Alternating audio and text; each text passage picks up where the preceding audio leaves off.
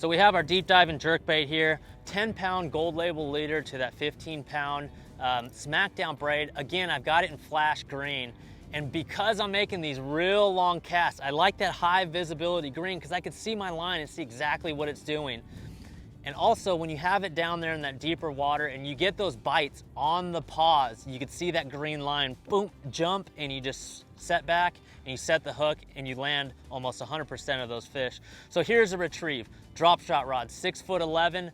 You always want to position yourself kind of upwind of your target, and you are absolutely bombing this deep diving jerkbait, and in turn, you're able to jerk your jerkbait down to that 15+ foot range. So we want to just rear back and just let that thing go.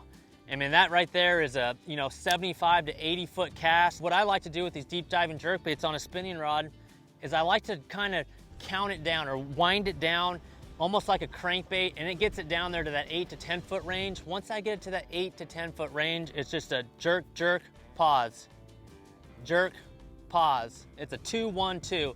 Jerk, jerk, pause, jerk, pause, jerk, jerk, pause. I'm watching that green line. A lot of times, doink, they'll bite it and you just rear back and set the hook. And one of the best pieces of structure to target with a deep diving jerkbait on a spinning setup is like one isolated boulder or one long sloping point where that drop off is, surrounded by flats.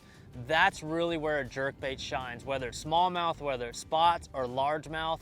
You're looking for a spot that holds several different fish in the area, and because a jerkbait is so erratic, and when you get a deep diving jerkbait on a spinning setup down there in that 15+ range, those fish aren't used to seeing an erratic bait like that. They're used to seeing crankbaits, they're used to seeing jigs, they're used to seeing tubes, but when you throw that erratic action down there, those are unpressured jerkbait fish. Up on the flat, towards the bank, those fish have seen 1,000,000 8 feet or less jerkbaits, but when we go out here in this deeper water and get that jerkbait down to almost 20 feet of water on that spinning setup, you're really ahead of the curve and you can put a lot of fish in the boat that way.